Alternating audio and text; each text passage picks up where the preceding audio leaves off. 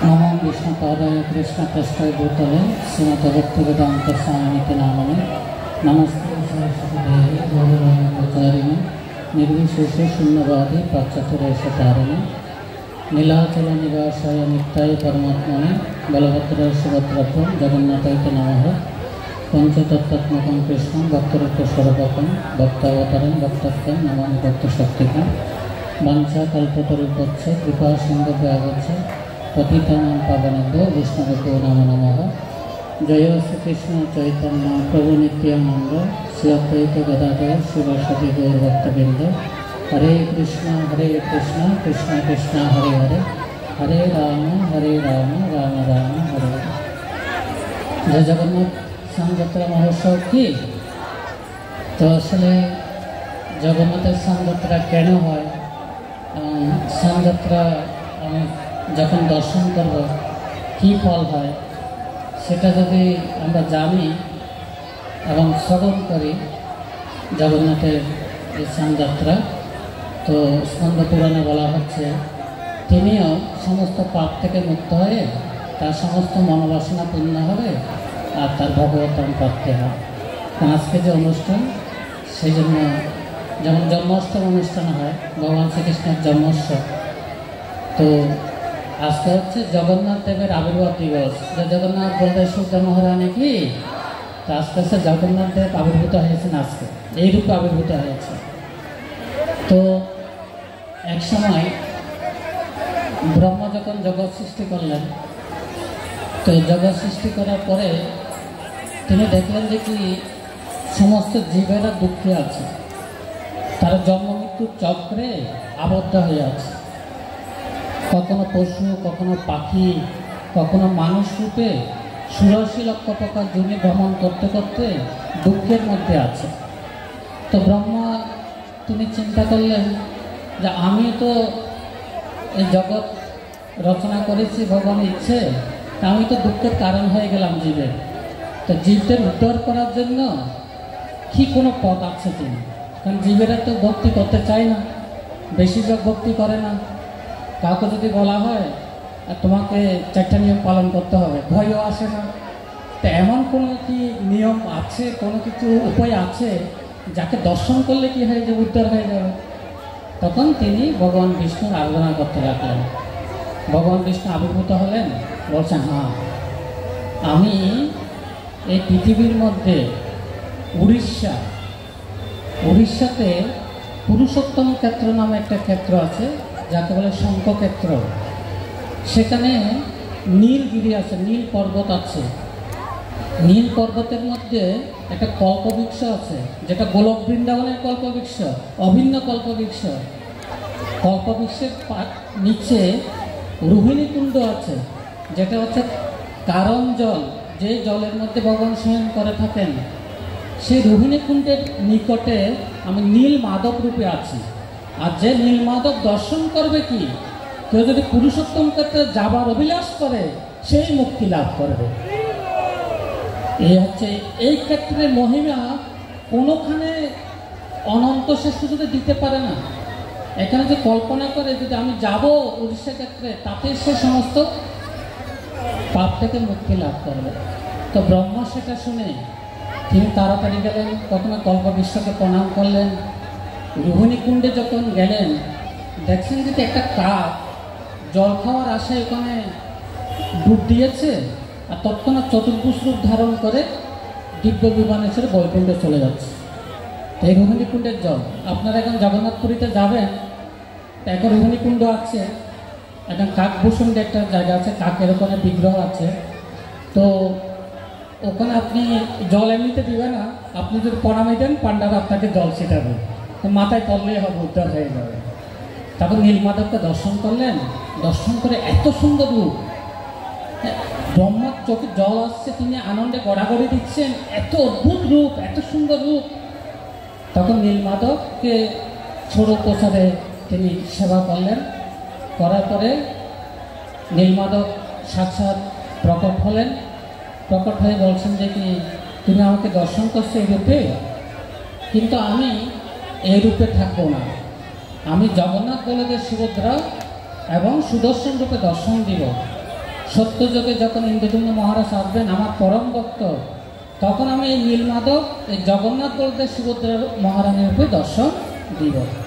তো ও তো জানবে না কীভাবে করতে হবে, কিভাবে মন্দির প্রতিষ্ঠা করতে হবে, কিভাবে বিগ্রহ বানাতে হবে। তো তুমি কি করবে, ইন্দ্রদুম্ন মহারাজকে উপদেশ দিবে। এটা বলে নীলমাধব ওখানে অবস্থান করলেন। তখন যম চলে আসছেন।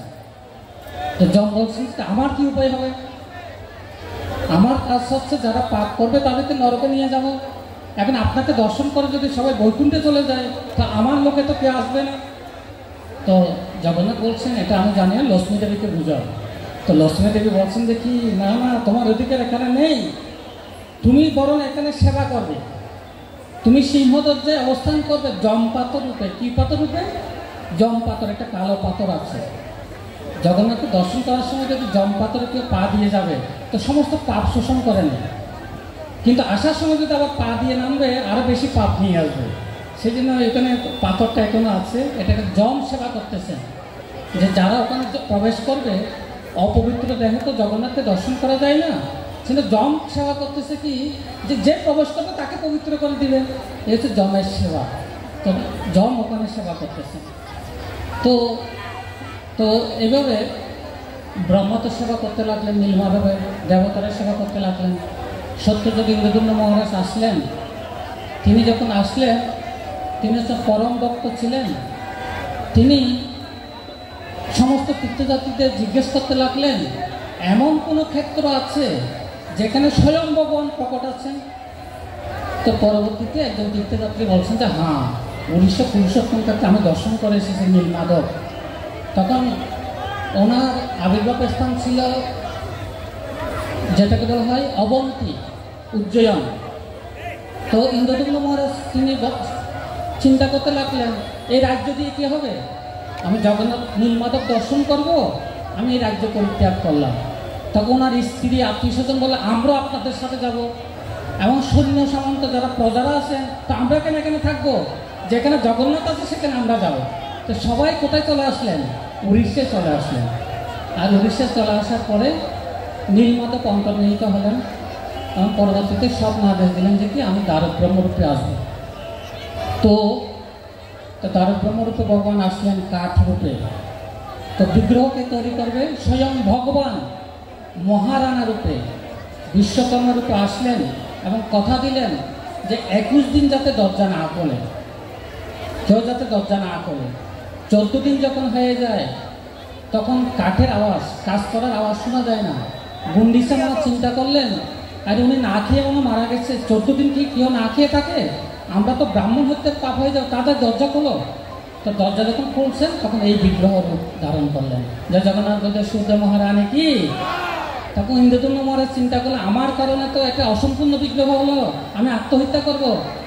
তখন জগন্নাথ স্বপ্ন আদেশ দিলেন না না, এটা হচ্ছে আমার সবচেয়ে পূর্ণ মাধুর্যময় রূপ, যেটা আমি যারা দ্বারকাবাসী 16,108 জন মহিষী ছিলেন সেখানে আমি প্রকট হয়েছিলেন। নারদ মুনি প্রথম দর্শন করেছিলেন এবং নারদ মুনি উনি চেয়েছেন যে কি আমি এই রূপে এখানে প্রকট হই, সেজন্য আমি এই রূপে প্রকট হয়েছি। এই রূপ হচ্ছে পূর্ণ মাধুর্যময় রূপ। জগন্নাথ নিজের কথা শুনে নিজেই কি হয়ে গেছেন, তার চোখ বড় হয়ে গেছে, হাত সংকুচিত হয়ে গেছে, হাত প্রসারিত হয়ে গেছে। তো এই রূপ যে একবার দর্শন করবে তার আর পুনর্জন্ম হবে না। যে জগন্নাথ বলতে সূর্য মহারানী কি, তখন বলছে আমার জন্য মন্দির তৈরি করো, 666 হাত, হাত মানে 666, এত হাত উঁচু স্বর্ণময় মন্দির তৈরি করো, আর স্বর্ণময় মন্দিরটাকে পাথর দিয়ে কি করো ঢেকে রাখো। তো পুরীতে যে জগন্নাথ পুরী মন্দির এটা স্বর্ণ মন্দির, কিন্তু বাইরে কি আছে পাথর, কিন্তু ভিতরে কি স্বর্ণ নির্মিত। এটা ইন্দ্রদুম্ন মহারাজ তৈরি করে গেছেন। তো ওখানে আমাকে প্রতিষ্ঠা করে, তো ওখানে তো প্রতিষ্ঠা করার সময় আমাকে স্নান করাবে, আমাকে অনেক স্নান করাবে। তো ওখানে একটা সোনাকূপ আছে যেটা পবিত্র জল, সোনাকূপ, ওটাতে বিভিন্ন বৃক্ষাদি লতা দিয়ে ঢাকা থাকে যাতে কোনো পশুর ছায়া পর্যন্ত ওখানে পড়বে না। তা আগের দিন জগন্নাথপুরীতে আগের দিন গতকাল যে সোনাকূপ থেকে 108 কলসি জল সংগ্রহ করা হবে। সবার মুখে মাস্ক থাকবে, যাতে নিঃশ্বাসটা পর্যন্ত জলে অপবিত্র করতে না পারে। আর কারা সেবা করবে? যারা সবর জাতি, বিশ্ববসুর যারা বংশধর, ওনারাই সেবা করবে। তো স্নান করাবে, এবং স্নান করানোর পরে যারা এই স্নানযাত্রা যারা দর্শন করবে তাদের সমস্ত মনোবাসনা পূর্ণ হবে এবং তারা ভগবত ধাম প্রাপ্তি হবে। তো অনেক সময় কী হয়, আমাদের যে ভগবত ধাম প্রাপ্তি হতে হয় অনেক নিষ্ঠা আছে, যে প্রথম হচ্ছে কি বৈদিক ভক্তি, তারপর রাগানুগ ভক্তি, তারপর প্রেম ভক্তি। আমি চিন্তা করছি আমরা এখন প্রাথমিক স্তরেও নাই ভগবানকে লাভ করার জন্য, কিন্তু কিছু কি স্পেশাল সুযোগ আছে। যেমন এই হচ্ছে স্নানযাত্রা, হচ্ছে স্পেশাল সুযোগ, যে এই স্নানযাত্রা দর্শন করলে কি হয়ে যাবে, তার সমস্ত মনোবাসনা পূর্ণ হবে এবং ভগবত ধাম প্রাপ্তি হবে। তো একসময় উদয়ন আচার্য নামে একজন কি ছিলেন, তিনি মহান পণ্ডিত ছিলেন। তিনি চিন্তা করলেন যে এটা কীভাবে হবে, যে পাপী লোক, কোনো আচার নাই, সে যে জগন্নাথকে দর্শন করে মুক্ত হয়ে যাবে না, এটা হয় নাকি, অনেক আচার নিষ্ঠা করতে হবে। তো উদয়ন আচার্য জগন্নাথকে যখন দর্শন করতে গেছে, জগন্নাথের দরজা বন্ধ হয়ে গেছে। তো পূজারী বলছে কোনো অপরাধ হয়ে গেছে নাকি, দরজার খোলে না। জগন্নাথের দরজা খুলে পুরো দিন চলে গেল। তখন জগন্নাথ বলছেন একে এখান থেকে তাড়াও, এই আমার কথা বিশ্বাস নেই, একে এখান থেকে তাড়াও, ও না গেলে আমি দর্শন দিব না। তো ওখান থেকে প্রমাণিত হয় যে কি আজকে যারা স্নানযাত্রা দর্শন করবেন তাদের সমস্ত মনোবাসনা কী হবে, পূর্ণ হবে এবং সমস্ত পাপ থেকে মুক্ত হবে এবং ভগবত ধাম নিশ্চিত। জয় জগন্নাথ বলতে সুবিধা মহারানী কি, এটা হচ্ছে নিশ্চিত, এটা স্পেশাল সুযোগ, ঠিক আছে, স্পেশাল সুযোগ। তা আজকে দিনে সেটা চিন্তা করে একজন ভক্ত ছিলেন গণপতি ভট্ট, দক্ষিণ ভারতের ভক্ত ছিলেন। তো সংসারে অনেক কষ্ট পেয়েছেন, ছেলে মেয়ে এবং স্ত্রী, তাদের কাছ থেকে অনেক দুঃখ পেয়েছেন। তখন বলছে এদের জন্য এত কিছু করলাম, এত দুঃখ দিল, তার চেয়ে বলো আমি কোথায় যাব, জগন্নাথপুরীতে যাবো, জগন্নাথকে দর্শন করবো, এখানে আর থাকবো না, এই কষ্টের জীবন আর থাকবো না, আমি ভগবত ধাম চলে যাব। এই আশা করে তিনি আসলেন স্নানযাত্রা দিন জগন্নাথপুরীতে। তো ওদিন স্নানযাত্রা হলো, সবাই জগন্নাথকে স্নান করাচ্ছে, আপনারা যেরকম স্নান করাচ্ছেন, স্নান করিয়ে সবাই আবার নিজের নিজের বাড়িতে চলে যাচ্ছেন। তিনি যখন 18 মেলায় আসলেন তখন দেখছেন আপনারা প্রত্যেকে আসলেন, বলছে আমি স্নানযাত্রা করে আসছি, জগন্নাথকে স্নান করিয়ে আসছি। তখন ওনার সন্দেহ হয়ে গেল, জগন্নাথকে যে স্নান করাবে সে তার এখানে থাকবে না, সে তো ভগবত ধাম চলে যাবে, ফিরে আসবে কীভাবে? তো কী হয়ে গেল, শাস্ত্র মিথ্যা হয়ে গেল না, আমি আত্মহত্যা করবো। তখন জগন্নাথ নিজের ব্রাহ্মণ বালকরূপে এসে বলছেন আত্মহত্যা কেন করবে? বলছে আপনি বলছেন যে আপনার স্নানযাত্রা যে জল ডালবে সে বৈকুণ্ঠে চলে যাবে, তো ওরা ফিরে আসছে কীভাবে? বলছে হ্যাঁ হ্যাঁ, কিন্তু আমার কাছে তো সবাই ভগবত ধামে যাওয়ার জন্য আসে না, কেউ টাকার জন্য আসে, কেউ চাকরির জন্য আসে, কেউ মেয়ের বিয়ে দিতে পারে না সেটার জন্য আসে। তো যে যেটা আছে তাকে সেটা দিয়ে দিই, তুমি যদি মুক্তি চাও তোমাকে মুক্তি দিয়ে দিব, তাই নাকি? হয়তো ওরা হয়তো মুক্তি চাই না, সেগুলো ফিরে আসছে। আর তখন আবার বিশ্বাস হলো।